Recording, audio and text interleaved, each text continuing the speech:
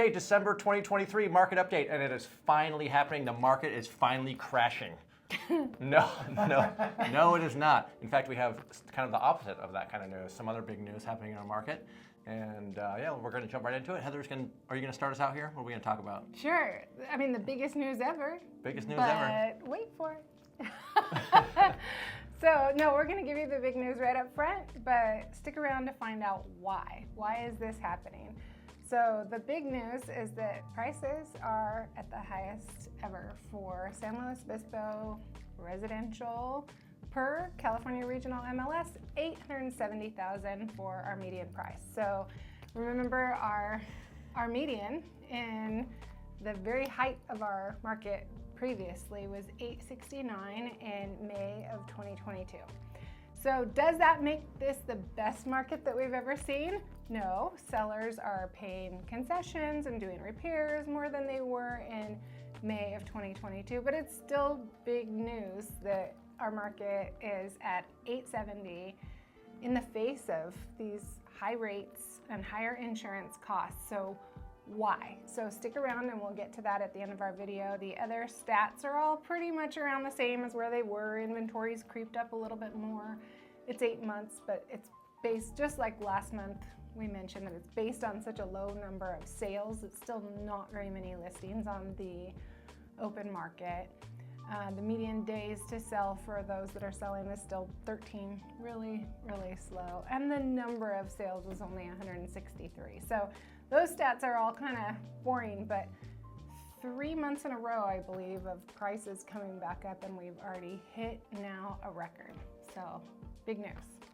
So Ken, do you have news as big as that about the rates? I can't say it's that big, but rates have definitely turned the corner and gone the right direction, and we can continue to feel that that's going to happen moving forward. So the next two items on the docket from a market standpoint is the CPI report, which will be the 12th.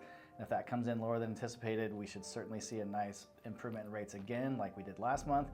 And then this Friday is the monthly jobs report. And if that's a little bit of a stinker, we'll get a nice bump there as well. So a little bit of bad news for the economy means a little bit of good news for rates. And just like a typical recession, we see real estate prices going up as we're in the thick of a recession. That's right. Prices and rates like recessions, without question, as far as real estate goes. The other news is the conforming loan limits have been announced for 2024, so they're effective right now. So the new national conforming loan limit is $766,550, which is up from $726,200. So we got a nice bump there. And then the high balance limit, which is county specific. So now in SLO, we are up to $929,200, and it was currently $911. So we got a little bit of a bump there, but the national conforming limit going up that much was significant. And for people that don't know what that means to you, that means you can borrow more money at a better rate. Yeah, technically you could put down as little as 5% and finance $929. And get the best rate out there. That's right. And for a first-time home buyer, you could finance $766,550 with a 3% down payment. So that backs into like a $790 purchase price. So you could buy it $790, put down 3%, finance the $766,550, and away you go. And those are all good numbers for where our prices are, you know, especially those of you watching for North County. North County is a little historically lower on the median price than the overall county. So those numbers are right in there for people. And what are the rates for conforming and for jumbo as of today? So we do have that inverse relationship where jumbo is better than conforming, which is not historically accurate. So right now I'd say jumbo is in the high 6s and conforming is in the low 7s. Obviously scenario specific regarding credit scores and all the other details, but the top tier stuff, that's what I'm seeing. Awesome. Yeah. When was the last time we said high 6s and low 7s were great? But I guess, last 3 months. Better. Okay, so Colin, you were wrong when you said the market was crashing. Of course, you took it right back. But we promised to talk about why. Why is the market not even not crashing, but why are prices going up? And yes, I just always love to tell my little brother when he's wrong, so I had to take that opportunity. Of course. So the short answer is that there are more buyers than sellers, right? It's always going to be an issue of supply and demand. Yep. But then why? Why are there more buyers than sellers? And one issue right now is just the lack of inventory. We all know that we have a low number of houses for sale. We have a little graphic for you guys that is just a funny from the other day. We have in our multiple listing service for realtors, little 24-hour market watch box on our MLS. So when we log in, we can see what has happened in the last 24 hours. And it just kind of gives your bearing on, are there a bunch of new listings coming on the market? What's happening? I have mine set to the whole county residential, and I pulled it up over this weekend. I don't remember exactly what day or time, but it said 0 coming soon listings, 1 new active listing, 1 closing. You know, it was just very low numbers for everything. We'll put it up on the screen for you to see. And it just goes to show how low the inventory. I don't think I've ever seen that in the entire 21 years that I've been a realtor. And yet that is not the norm. The market is not that slow every single day, but low inventory is one of the reasons. And then the other reason is because people are moving here at a much higher rate than they have historically. In the 70s, 80s, 90s, early 2000s, we didn't see the influx from the Bay Area and from Southern California. It always existed, but not at the volume that it does now. So why? So I thought a good way to start that would be to ask Ken. Ken moved away. He went to the Bay Area. I did. 20 years. Why'd you come back? I couldn't wait to come back. Obviously, you know, traffic and less population was super attractive, but then, so aside from congestion, just the quality of life. You know, you still have a great climate, but all of the same amenities in terms of restaurants and schools and proximity to the coast and mountains, you can't beat it. And Yeah. Yeah. I think it's tough to compete with. Yes. Yes. So then we can ask that same question to this guy. You also moved away. Not quite for 20 years, but close. So why did you come back?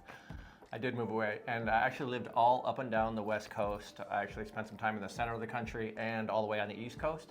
And it turns out San Luis Obispo is one of the most beautiful places in the entire country. And you know, it was nice being away and traveling around, doing all the different things I did, all the different experiences that I've had. But the lifestyle here is unparalleled.